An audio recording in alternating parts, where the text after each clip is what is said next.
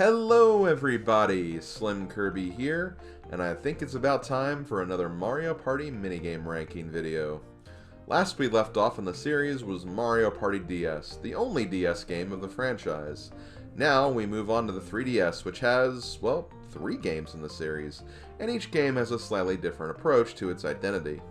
We start with Mario Party Island Tour, which, if I had to be honest, I do feel like this is definitely one of the weaker titles, at least in its approach to board gameplay. However, we're technically not talking about the board gameplay here, rather the minigames themselves, and I do think Island Tour, much like Mario Party 10, at least has a greater focus in terms of meeting a good quality standard for its minigames. Not to say it's all excellent though, as there are definitely some stinkers still, but I do think there is some value here to talk about, and once again, I am going to be ranking all the minigames as a result. All 81 of them. My god, I can't believe there are that many minigames in this one game. For this list, I'll be taking a look at the general minigames, which are basically the main category free-for-alls, the 6 boss minigames, the 3 puzzle minigames, and technically the 3 extra minigames as well. That means the general category has 69 minigames, which is, well, it's a lot, I'll say that much. Now, even though I just said this was a list of 81 minigames, it'll technically be 79, as there are 2 minigames that are a very special case that I didn't feel comfortable ranking, since I can't technically play them. Based on their premises, I will rank them against each other, but consider them technically unranked for this list. Sorry if you feel like this illegitimizes my ranking in any way, but that's just the way it has to be. Also, usual warning ahead of every ranking video, but this list is purely my opinion, so keep that in mind when leaving comments. I'm not looking to change anyone's thoughts on certain minigames, and I'd expect the same in return. But feel free to leave your thoughts and opinions in the video comments section if you want to share your own. Just please do so constructively. Anyway, I think we should probably just get this started to potentially avoid another hour-plus video here. So, let's get this underway. I hope you guys enjoy.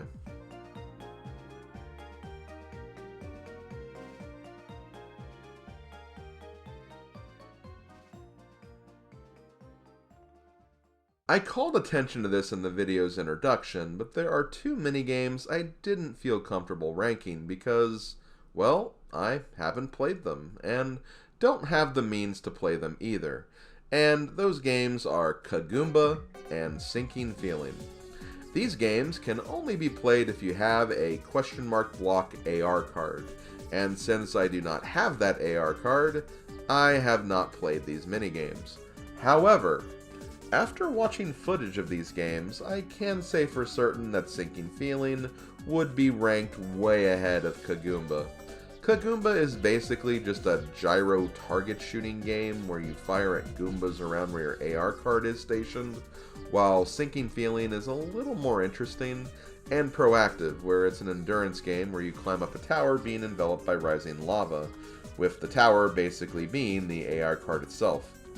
At the end of the day, these are just extra minigames anyway. You can't even play them in the main modes of the game where they would probably matter more to begin with, which just kind of makes these feel more like gimmicks than actual substance. I will give Sinking Feeling some credit because it does have that endurance and high score quality going for it, but it would still probably come up way short of the top spots. Probably closer to the middle of the list, if I had to say. Kagoomba, though, probably close to the bottom if I had to rank it. Anyway, with these formalities out of the way, let's see what our last place contender technically is. Number 79. No one should be surprised by this. It's a luck-based minigame. Heck, there are actually 4 luck-based minigames in Island Tour's general category, but this one is probably the worst, just because it's got the most amount of variance and luck involved, and that's Garden of Eden. Basically, it's your peer pressure cut from the team from prior installments. You pick a seed and pray that you're alive by the end of the cycle, and then repeat for the following cycles. Heck, in some cases, more than one player may get eliminated in one round, so you never really know how the odds are going to play in your favor anyway. Just not a great game to get if you're looking for that chance to gain an advantage, because it's gonna be out of your hands. Number 78, Spin and Barrett. Remember Merry-Go-Chomp from Mario Party 3? Well, this is pretty much that same idea. You pick a color and pray that the color doesn't get chosen, because if it does, you're out and the number of spaces decreases until there is one player left. That's basically it, pretty much just Merry-Go-Chomp and another luck-based nightmare. Number 77, Pachinko Wizard. This is literally the same damn game as the previous one, and really the only reason it's higher is because, well, it looks better and slightly more original. That's it. Same exact idea otherwise. Number 76, Helter Shelter. You know what? I know people are going to say I'm too hard on luck-based minigames, but whatever, I'm getting them all out of the way now. It's my list after all. This game is the best luck-based minigame because there are additional rounds that could give you more points if your first round is a dud, since you don't get eliminated immediately for poor choices. However, the poorest choice made for this minigame is really just making a concept like this to begin with. Definitely not a fan. Number 75, Paddle Skedaddle.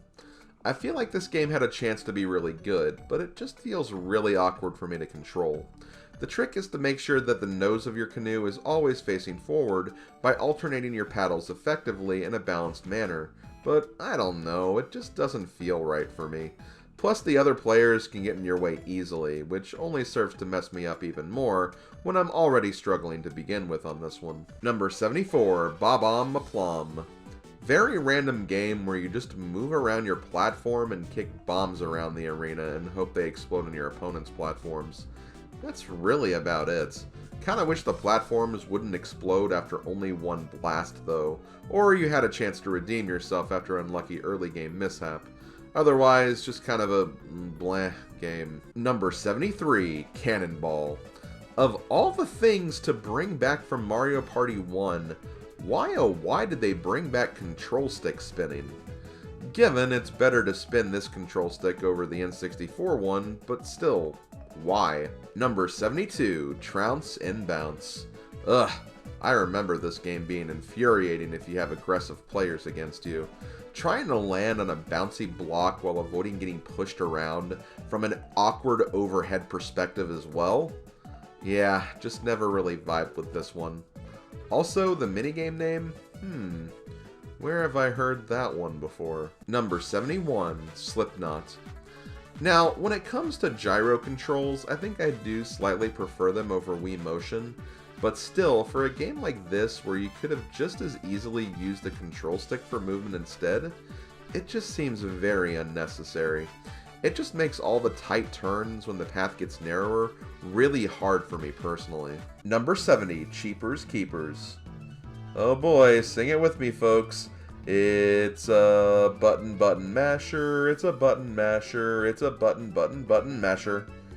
Ugh, at least it's not the same button every time, I guess. Number 69, Skide and Seek. Your success in this minigame will largely depend on how you structure your notes, because you're not just keeping track of how many creatures enter the cloud, but also subtracting the amount that leave during the game as well.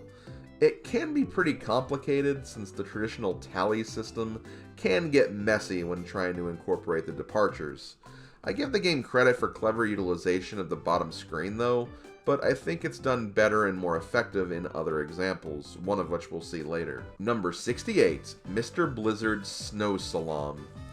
The lowest ranked boss minigame, but honestly not even that bad of a boss minigame. At least it's not luck based anyway. Basically, you just need to guide your snowball down a slope, making it bigger to do more damage, and avoiding the obstacles by pushing your snowball with the stylus and touchscreen. The movement can feel awkward for sure, but winning the game should still feel very much in reach. Number 67, Point and Shoot. An interesting idea for a gyro minigame, but it's unfortunately kind of luck-based, depending on how your opponents act and react. If they get lucky with the right movement, they may find all of the enemies to snapshot before you even see them, which is kind of lame. Thankfully, there are multiple rounds, but there is still a window to easily get messed up in, which pushes this down the list for me quite substantially. Number 66, Horror Harriers. A very simple survival game where you must avoid the peepas patrolling around a very small arena. And yeah, that very small arena is probably my main gripe with this one, as it can be incredibly easy to get knocked out early due to hitboxes alone. Plus, we've seen this before many times, and there are just so many better variations and iterations of this idea that don't have these limitations. Number 65, Spin the Bubble. A classic example of when the gyro controls work. It's not too bad, but if for some reason it gets away from you, it's really hard to recover. Gyro just works better when there are just smooth and basic movements involved, and not when you need to twist and turn a whole bunch of different directions. I honestly have that problem with similar Wii motion games too, when you have to twist and rotate objects. It's just really awkward for me. Number 64, Stretch Run. I know I tend to like precision games like this, but this is not one I'm crazy about. You have 2 attempts to score as many points as you can, but you kind of need that first attempt to get a feel for the power meter, and if you mess that first attempt up, you may be too far behind to recover if someone scores better than you. You almost need to go weaker at first, just so you don't overshoot and miss everything, and then just adjust accordingly if you think you can. Again, it's a great idea, but execution could have just been a little better. Number 63, Slip and Slip. A survival game with ice physics, a tilting platform, and penguins that can be hard to judge their position based on the perspective of the game. Not as bad as it could be, but still not a great combination of obstacles either. Number 62, Kebab and Weave. This game reminds me of Cliffside Crisis in Mario Party 10, but with the spike skewers instead of the bomb enemies. And it's okay, I guess. I honestly feel like the other players getting in your way is more of an obstacle than the skewers themselves, though. Number 61, Rat-a-Tat Flat. Remember Royal Rumpus in Mario Party 7? This is literally the same exact idea, just with different enemies instead of Goombas. I do feel like the controls and hitboxes are smoother though, but still, it's Royal Rumpus. Number 60, Chain Chomp's Lava Lunge. This game is pretty damn easy. Feels better to play than the Mr. Blizzard game, but nothing really that exciting. Basically, just moving around trying to get the Chain Chomp to damage itself in the lava. Number 59, Go With The Flow. Chip Chase meets Platform Peril, kinda. Pretty simple and self-explanatory. Just grab the penguins and take them across the pond to get points while dealing with ice physics. That's really about it. Number 58, Hair Today. Okay, never mind. Now this is the game that's very similar to Chimp Chase. You just grab rabbits and take them back to the pen to gain points. However, I feel like this game is trickier than Chimp Chase, and it can be a little harder to grab the rabbits sometimes, which makes it a little less original and fun compared to its predecessor. Still not bad though. Number 57, Shrub Hubbub. A stylus game where you have to be quick so you can complete your instructions faster than your opponents. I don't like moving fast with the stylus because I find that it's much easier to screw up and have the touchscreen not register your inputs, but I think this one works fine for the most part, since you're just doing straight lines anyway. Beats Trace Cadets from Mario Party DS, that's for sure. Number 56 and number 55, Choice's Voice and Utter Nonsense. Putting these two together because they're basically the same thing. Plus, I technically haven't played Utter Nonsense, since you can only play it with multiple human players, not computer players. But at the core, it's still basically just Choice's Voice. Maybe I should have combined them and not included both, so if you guys must, just advance every game before now by one placement or something. I don't know. Anyway, Choice's Voice is basically just an extra game where you impersonate different Mario characters, and the game grades on your tone and pitch of the voice clip. It's honestly kind of fun and silly, and one of those games I can play for a laugh or two each time I put Island Tour in my 3DS. Although, it's just 3 rounds, and that's it, and doesn't really have any stakes since it's an extra game. Utter Nonsense is basically, like I said, just a regulation free-for-all minigame that's shorter, but you can only play it when your opponents are human players. So I've never actually had a chance to play it to know for exact certainty, but it's pretty much the same idea, just impersonating characters and being graded on your performance. Number 54, 3 House. In this game, you pick one of 3 different houses during your stay at the Garreg Monastery, and... oh, wait. No, I'm thinking of Fire Emblem 3 Houses, my bad. This is one of the game's 3 different puzzle minigames, which I think is cool that they added 3 unique ones, since DS only had 1 new one and 5 returning ones, so the variety is definitely nice. This one is probably the weakest though, as it's a basic drop blocks and make matches game. Using the POW block to remove all of one type of block can be fun though, especially if it leads to some exciting and awesome combos. You can also play this single player for high scores, or multiplayer for an interesting knockout challenge. So, overall, it's pretty decent. Number 53, Get Along, Goomba. This is a game I would honestly expect to be a lot lower on the list, but it surprisingly works a bit better than you would think. You make circles on the touchscreen to make your rope lasso bigger, and then slide the stylus forward to throw it and capture as many Goombas as possible. The bigger the lasso, the more Goombas you'll get. However, you have to throw your rope strategically at the right time as well, because if you wait too long, another player could swipe your captives, or a majority of them at least, before you even have a chance to collect them, which can make this a bit tricky.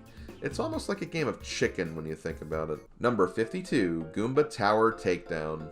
Oh no, the Goombas from the previous minigame have come together and made a frightening Goomba Tower. Whatever will we do now? Take it down? Okay, sounds good to me.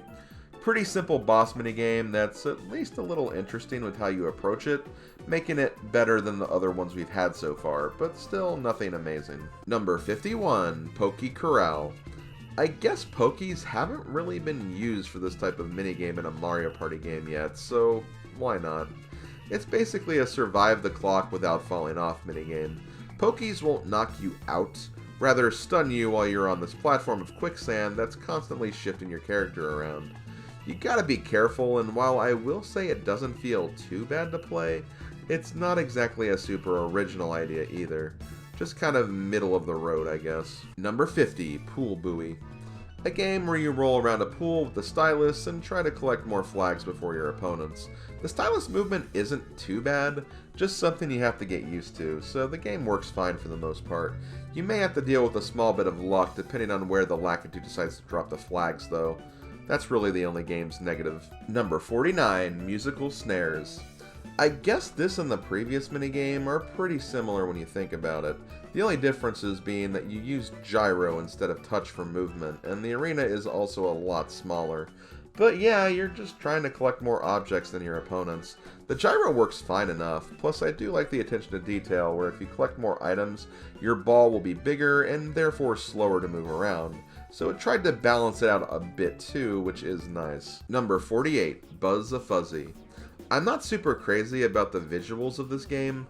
All of those fuzzy path lines can kind of give me a headache if I look at this game for too long. But the game itself I think is alright. You aim with the 3DS's gyroscope, and when you have a nice line of fuzzies grouped together, you pull back on the thumbstick and let go to fire your arrow to hit as many fuzzies as possible. You have a few rounds to do this as well, so you'll have time to get a feel for how it works. And since each player is in a different position, you have a decent amount of time to prepare your shots as well, without being impacted by how the other players do. Number 47, Top This. It's like Sugar Rush from Mario Party 8, but with touch controls instead of motion controls. And I honestly kind of prefer that if I'm being honest. It's also more about getting points over your opposition than completely finishing a design too, so just do your best to be as fast and efficient as possible with topping the cakes with your own ingredients. Number 46, Peepa Peepa. A more simplistic and smaller version of the point-and-shoot game we looked at earlier, and that's probably for the best since there is a lot less ground to cover here with the gyroscope, and even if another player finds a Peepa first, you can still get some points if you focus your light on the same creature before it disappears. The luck factor still exists for sure, but it's not detrimental here and makes the game a bit more enjoyable for me. Number 45, Flip Outs. If you have no patience, this game will give you a really rough time. I know it seems like someone quicker to the draw may have the advantage, but you really need to move strategically and patiently here. You have to jump across these platforms that will flip around from time to time, and if you happen to be on one of them when that time happens, you'll get stuck and stunned for a few seconds. Most of these platforms move on a cycle and pattern though, so just wait for them to spin and flip around, and then make your move when you feel it's safe to. Just remember, even though it's a race, Speed is not the only factor to consider here. Keep that in mind and you should be okay. Number 44, Dry Bowser's Brain Bonk. A very simple boss minigame where you must replicate button sequences, and that's about it. Not a very hard minigame unless you press the buttons too fast and one doesn't register properly, causing you to mess up a sequence and take some damage. I feel like you have very generous health though, so you shouldn't be in danger at all. Number 43, Bowser's Sky Scuffle. It's kind of funny how they took Mario Party 7 and 8's Bowser Fight minigames, two minigames that weren't that great all things considering, and actually made something decent here. Now, I said decent and not good, mind you, but still, this is at least an improvement on both of those concepts. Basically, an exercise of dodging, timing, and gyro aiming. The gyro was probably the most finicky part of the minigame. In fact, I felt this minigame was broken because of the gyro the first time I played it, but remember that you can always press the D-pad to center and reset your gyro perspective if you need to, which does fix any weird camera views from the constantly switching gameplay styles. Very ambitious boss minigame that honestly turned out alright in the end, despite being only in the middle of the list. Number 42, Color Connection. An even more simplified version of Stamp Out and Flinger painting from previous titles. For this one, you just move around the field, trying to cover all the spaces in your color, and having the most spaces covered when the time runs out. Nothing incredibly amazing, but short and sweet and to the point, which is fine with me. Number 41, Slow Glide. Probably one of the smoothest uses of gyro controls in the whole game, but to be fair, it's incredibly minimal. You just move up and down and try to pop as many balloons as you can. That's really about it. Number 40, Hop Till You Drop. This game's platform peril pretty much. It's alright.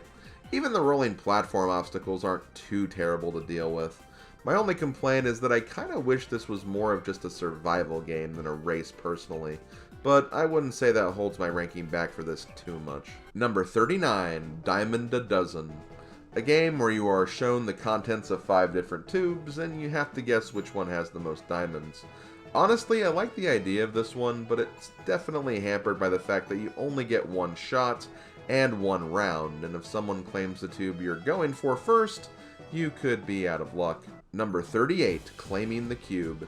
This is a very interesting take on Mario Party 6's Smash Dance, where the panels you're trying to ground pound are on a cube planetoid that you can walk around Mario Galaxy style. Not super crazy about this game though, as it can be a little luck-based, since you obviously can't see every side of the cube, and some players may get luckier if a space lights up near them and not anybody else.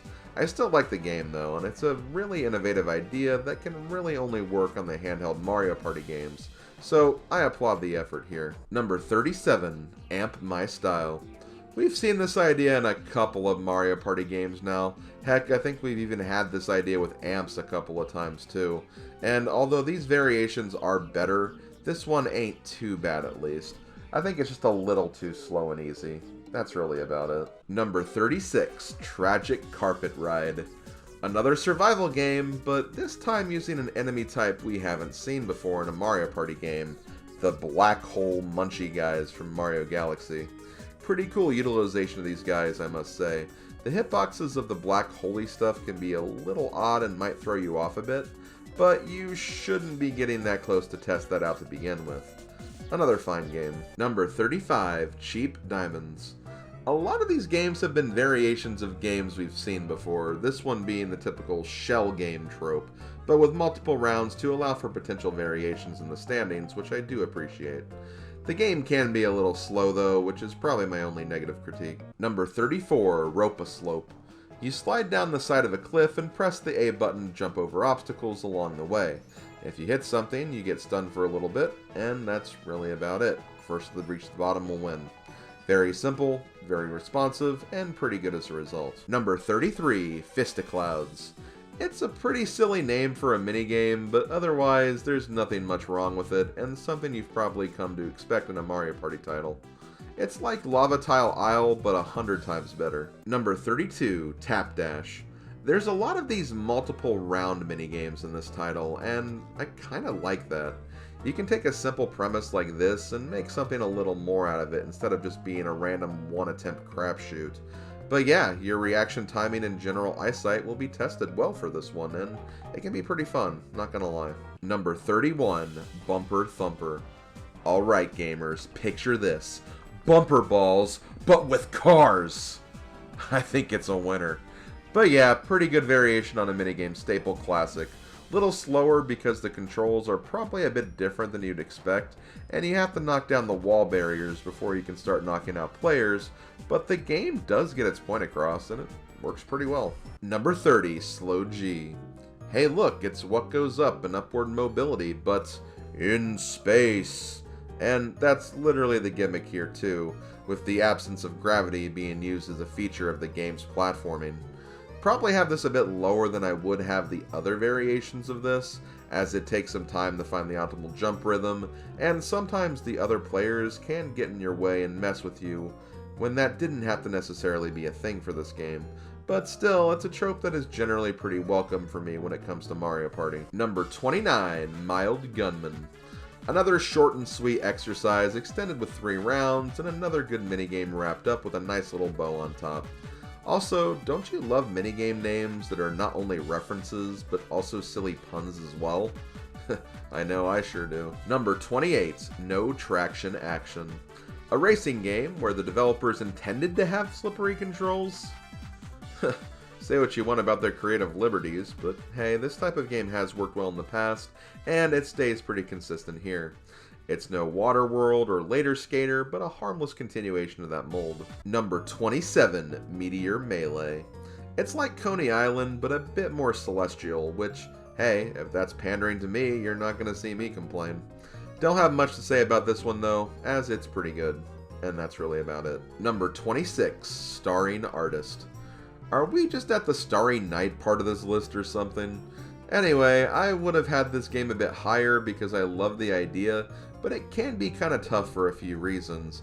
You have to trace around the constellations to match the picture on the top screen, but sometimes your eyes can play tricks on you if you aren't careful. Also, be careful when tracing the shapes, because if your lines aren't completely accurate, it may not register your line correctly, causing you to redo it and maybe stumble a bit. Aside from that though, it's still a really nice minigame. Number 25, Tanks a Lot. This game feels like a much more modernized version of Shell Shocked, and while I normally would be all about that since Shell Shocked is a classic great minigame, I think this game was a bit mishandled in its main objective, as it defers to 3 points or hits on the other players, when I think it should have just easily been a 30-second free-for-all shootout competition for the most points. Kinda like Scooter Pursuit in Mario Party 8, but without the awkward spamming strats. Still a really good game though, but I think this could have easily been a top 10 potential if it didn't end so quickly. Number 24, Get Real. Picture This from Mario Party 7 was a concept I always wanted to see redone in minigame form again, but I sure wasn't expecting that to happen in Island Tour of all games. The idea here is that you're trying to stop your film reel on the frame that matches the image on the other screen, and you do this for a few rounds. It can be kinda hard to stop exactly where you want it to, but I feel like Picture This had that same problem, so I'm not really sure if this is an improvement on that concept or not. The predecessor probably has more charm and is a cuter premise, but maybe this one is a little better mechanically. Ultimately though, it's still a really good minigame. Number 23, Grid is Good. Probably the most mind-gamey minigame of the bunch, but at least it's mind-gamey for good reasons. The goal here is that you have 3 rounds to get as many points as possible by claiming numbered squares on this grid using different square formations. For each round, any square you claim that isn't claimed by another player will net you that square's points, and the player with the most by the end is the winner. As you might expect, you can't go so ham on the most optimal squares, as other players will likely be eyeing those as well, so don't be so greedy on this one. Try to look for selections that other players probably won't go for, and secure those unopposed points. This minigame's thinking is the kind of thinking I like doing in a Mario Party minigame, so kudos on a solid concept here. Number 22, Hide and Splat. It's about time Bowser brought the Tox boxes out of retirement for a Mario Party minigame. Honestly, surprised they haven't used this idea yet, because, yeah, it works pretty well here. Pretty simple survival game with a good-sized arena, and even the other players can't impact you too much either, so it's definitely a good one. Number 21, Emergency Hexits. The second puzzle minigame of this installment, but with less drop blocking and more block switching. I like the way you shift around the tiles in this one, and it can be a lot of fun setting off big combos. It also has a single and multiplayer component, and although I prefer the single player version, the multiplayer one works well too, making it a pretty successful puzzle game. Number 20, Deck Hunt. If this was a classic style Mario Party minigame, this would definitely be a coin minigame. Heck, it's pretty much Parasol Plummet on a skateboard when you really break it down. Anyway, even though it's not a coin minigame, your gains will still determine the placement here, so try to collect as much as you can. I like how you can play this aggressively or conservatively, and there's being merits to both playstyles. Either stay back and wait for the big gains, or get up front and hope you grab stuff before the other players even get a chance to see what's coming. It's a pretty solid minigame. Number 19, Match Faker. Not so much a test on memory, but more on your note-taking skills, as you try to properly identify where a certain enemy is located in 3 different rounds. I'll say it right now, the use of the touchscreen in this game is brilliant, and a much better utilization compared to the previous game that had this, Guide and Seek. However, admittedly the strategy you want to use for your notes is pretty brainless, as you really just want to write down the first letter of the enemy or creature in question, as anything more could be a bit too much needed for your note-taking time. Not to mention, someone who doesn't know the names of the more obscure Mario enemies could also feel a little hindered as well. These factors keep it away from the top 10, despite being what I think is actually a really great idea for a minigame. Number 18, Drive for Show. Yes, I love golfing minigames, we all know this fact, and I will give this game credit for being a unique take on one.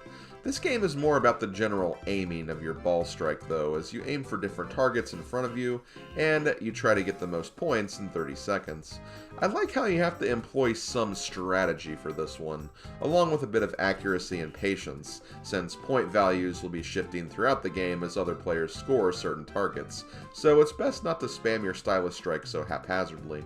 For example, it may be worth letting another player get 5 points, so you can score the target when it turns into a 20-point target. That type of gameplay thinking really does give simple minigames some pretty interesting layers. Number 17, King Bob-omb's Court of Chaos. Of all the boss minigames, this is the one that will really get you thinking, and I personally enjoy that here. You have to construct a railway track from your position to King Bob-omb, and you have to do so quickly before the bomb on your platform explodes. You would think this would add a lot of pressure to the player being timed in such a fashion, but I find the timer to be quite generous here. Plus, the tracks light up when they are connected properly, and there are only so many different track layouts that can work anyway. So, as long as you stay focused, I really don't think it's that hard of a task here. And if anything, I find it quite fun. Best boss minigame of this game for me for sure. Number 16, Squish You Were Here. This game belongs near the top of the list for the Pink Floyd song referenced by itself, but beyond that, it's a pretty solid survival game, clever utilization of the squishing stone blocks from the fortresses in the new Super Mario Bros. Games, and although it seems like a fairly easy exercise at first, the game can start making you use your noodle a bit more the longer it goes on, which is kinda nice. Number 15, Tile Savvy. Not quite a Pieces Game of the Year moment here, but sliding puzzles are pretty acceptable puzzle variations as well. It's basically a race to complete 3 slide puzzles as quickly as possible, and although the puzzles aren't mixed up to a huge degree here, it still requires a keen eye and well-responsive stylus reactions to earn a spectacular victory here. It's a pretty fun game, not gonna lie. Number 14, Color Me Fast. After games like Crazy Cutters gave us nearly 2 decades of tracing the outside lines, it's time for us to color inside the lines for once, in this stylus coloring free-for-all. In this game, you are given pictures of objects that you must color in completely, and once you acceptably color in all the objects on one page, you get the next page and repeat the process until all pages are completed. I like this game though because while it is a test of speed, you aren't penalized for messy coloring. Feel free to color outside the lines as long as everything inside the object is colored. Now, while you would think I would object to the notion of stylus scribble spamming, I don't feel like it's that bad here. I only object to it when the stylus is aggressively poking the touchscreen, while here it's more of a fast but gentle sliding motion. Plus, the pictures aren't too big anyway, so I don't foresee any touchscreen damage resulting from this minigame personally. But yeah, really solid touchscreen exercise and minigame in the process. Number 13, Truckin' and Cluckin'. I like this game because it's more than just a simple collect-a-thon. Your object here is to try and grab the chickens and keep them in your possession as long as possible, as the longer they are, the more eggs that will be produced, and those eggs will give you points. Of course, your rivals can steal the chickens away from you, so you need to stay away from them when you have the fowl in your captivity, or take it for yourself when it's in theirs. Pretty clever and fun minigame. Kind of reminds me of the inverse of that Boo Tag minigame in Mario Party DS, but obviously a lot better here. Number 12, Quickest Cricket. Okay, now here is something cute and unique. In this game, you and your opponents pilot a cricket vehicle, and you must hop your way to the end of a racing course, being the first across the finish line. Your cricket moves by pulling back on the thumbstick and releasing it in the direction you want it to jump forward.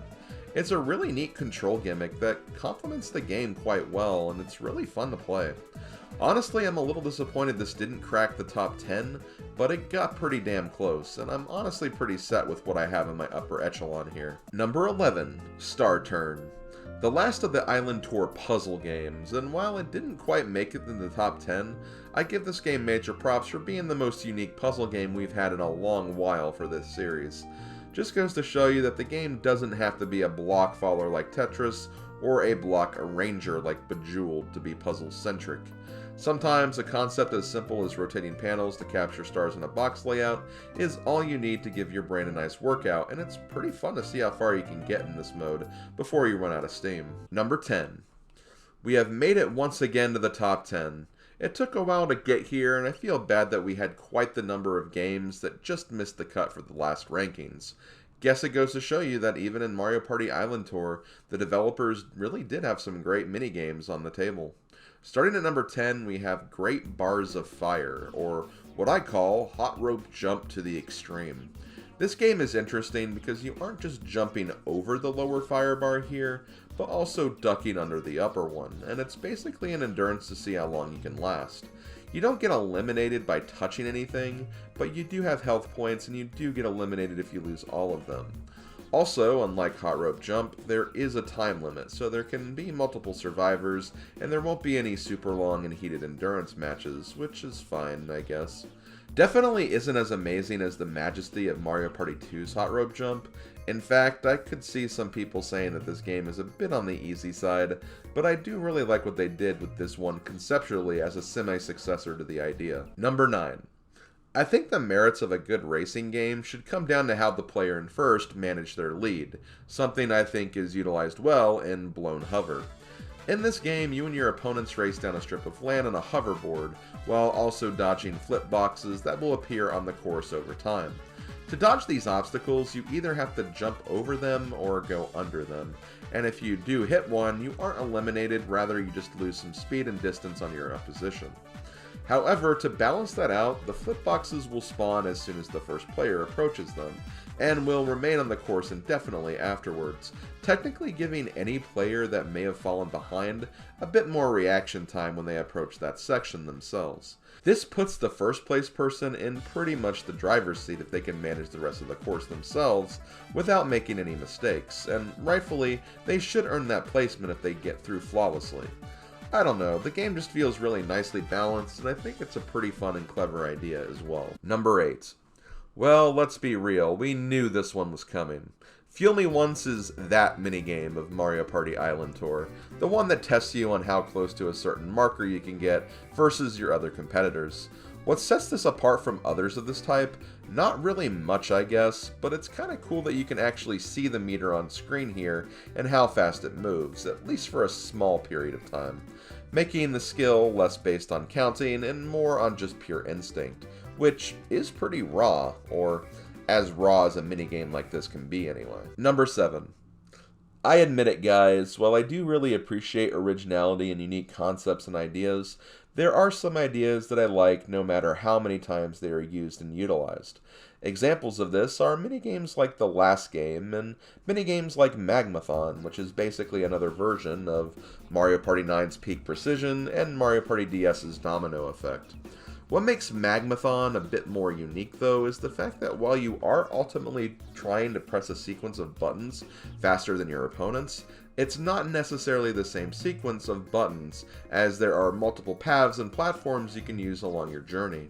This was a great way to mix this game up a little, and if anything, I kinda wish this minigame was a little longer as a result. Number 6. Let me ask you something, guys. What do you think of ladders? Because in my number 6 selection, Mad Ladders, you'll be dealing with nothing but ladders. Okay, maybe also the occasional spike ball being dropped on you, but trust me, there are plenty of ladders you can use to avoid those pesky obstacles if you utilize them properly. I don't really have much to say here. It's a fairly simple concept and idea, and it's a pretty fun racing game to boot. It controls pretty fluidly, it opens the doors for you to play aggressively or defensively if you need to. It's got a lot of layers for what it is, and it's a really good minigame as a result. I think that's all that really needs to be said. Number 5. The Goombas have had it kind of rough in Mario Party. Heck, even this game had a few Goomba-themed minigames, and none of them even made it into the top 50. Well, I should say, none of them aside from this one, Goomba to Maneuver. In this game, you must guide your small Goomba platoon to the finish line, making sure they avoid any of the obstacles along the way. You may think that this minigame is a race, but trust me, it's not. Your only goal is to try and make it to the end with your army intact, and whatever players have the most Goombas in one piece will be the winners of this exercise. You really have to pay attention to how you move around obstacles, though. It's not enough for you to just maneuver around the obstacle, but you need to give your troops a buffer of some kind as well, not turning too tightly and waiting a bit before you take too drastic a movement in the opposite direction, as that may unintentionally move your marching line into the collision of a spiky impediment. It's a really clever and fun idea, and definitely a game I have a lot of fun with whenever I play. I only wish ties were broken by faster finishers though, as that would add time optimization into the game as well, but not a huge deal breaker here. This game is in the top 5 after all. Number 4. Pure racing is most certainly fun, but movement optimization in racing games can be as well. Heck, speedrunners have made a living off of that notion, for crying out loud. In this minigame, Sub Trouble, you're racing your opponents in an underwater tunnel while piloting a submarine, and your only controls are adjusting the angle of your vehicle as it travels forwards. Throughout this game, you'll need to change the angle constantly to avoid colliding with the wall or any solid surface, but you don't want to use too drastic of an angle, as that may slow your forward progression as well. Finding that balance and sweet spot for each movement is key, and that's the aspect of this game that I really enjoy. It even adds a bit of replayability to the equation as well, making players want to revisit and replay this game to try and get a better score and record that they can be proud of, and hey, that sounds like a winner to me. Number 3. Rhythm games haven't had the best success in these Mario Party minigame lists, at least to the degree of scoring this high in the rankings, but I feel like Island Tour was actually onto something when it came down to Xylophone Home. Now, I did have a Guitar Hero phase when it comes to my gaming history, and although I wouldn't say this game matches the same intensity or authenticity as Guitar Hero, it's still a very fun minigame, and if you are going to do a rhythm game, this is probably the best way to do it. It's simple, not too strict on the timing, and is a neat and clever idea, all things considering. Number 2. Now, this was a little unexpected for me, because when I normally think of Island Tour, there is one minigame that always comes to mind for me, and I fully expected that one to be my number 1 pick here. However, when thinking things through, I ultimately decided to clock it in at the number 2 slot instead, and that game is Puzzle Pronto. Look, I love variety and I love puzzles, and having 4 different touchscreen stylus puzzles you can play in one minigame is a really cool idea. Given the puzzles themselves are kind of basic, like pressing numbers in order or dragging objects to certain locations, and you only do one type of these games each time you play this. But it's the thought that counts, and I like how you don't exactly know what you're going to get until the minigame starts. The first time I played this, I knew this was going to be one of my favorites, and sure enough, this just so happened to be one of my top 2. But what took the other top spot, though? Number 1. Puzzle Pronto is great, but I think I gotta give some major props to the other game up here. Not just for beating 80 other games for this first place position, but for also utilizing one of the 3DS's core features in a way I don't actually hate. My number 1 pick for Mario Party Island Tour is Gyro for the Gold. Yep, I finally chose a Mario Party ball rolling game for a top spot in a minigame list. But in this game's defense, I think Gyro is the way to go for this one. You tilt the system to roll around this obstacle course filled with different types of obstacles and impediments, from appearing and disappearing bouncing mushrooms, brick blocks that form an invisible maze of sorts, to even moving platforms. However, even with these difficulties, I think the gyro control in this game feels very responsive, and even if it didn't, I wouldn't say the obstacles are really that obtrusive either. So any player shouldn't feel too hindered if for some reason have a hard time with this control scheme. Also, it's a new record game, which is always a bonus for all of you time and score optimizers that exist out there.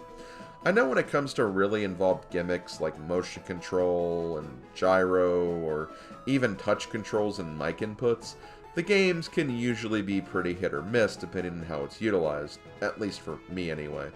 This is because when it doesn't work optimally, it definitely decreases the enjoyment for me, and in some cases, maybe that implementation wasn't necessary in the first place.